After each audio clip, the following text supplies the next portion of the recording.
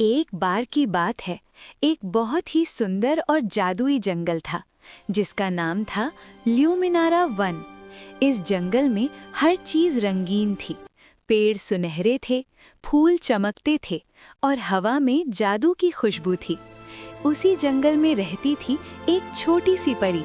उसका नाम था आयरा। आयरा कोई साधारण परी नहीं थी।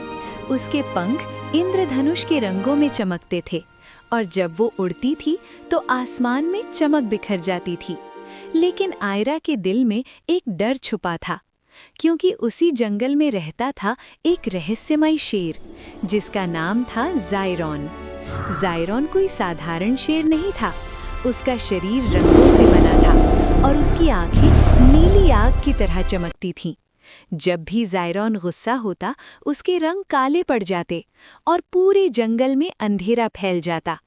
और इसी वजह से जंगल के सारे जानवर उससे डरते थे और उसे राक्षस कहते थे। एक दिन आयरा ने हिम्मत की। वो धीरे धीरे ज़ायरॉन के पास गई। ज़ायरॉन ने गरज कर कहा, तुम यहाँ क्यों आई हो?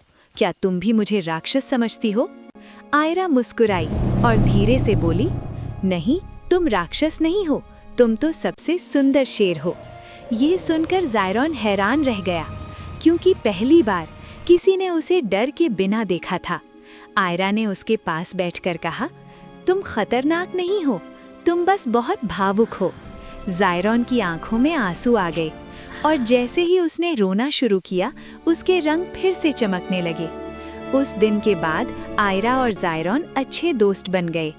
धीरे धीरे जंगल के जानवरों को भी समझ आ गया कि ज़ायरॉन राक्षस नहीं, बल्कि जंगल का रक्षक है। एक दिन अंधेरे जादू से बना एक भयानक ड्रैगन जंगल पर हमला कर देता है। पूरा जंगल डर जाता है। तभी आयरा ज़ायरॉन का हाथ पकड़ती है और कहती है, अब तुम्हें अपनी शक्ति दिखानी होगी। ज़ायरॉन जोर से दहाड़ता है और उसका शरीर इंद्रधनुषी रोशनी में बदल जाता है। आयरा अपनी जादुई शक्ति का इस्तेमाल करती है और दोनों मिलकर उस अंधेरे ड्रैगन को हरा देते हैं।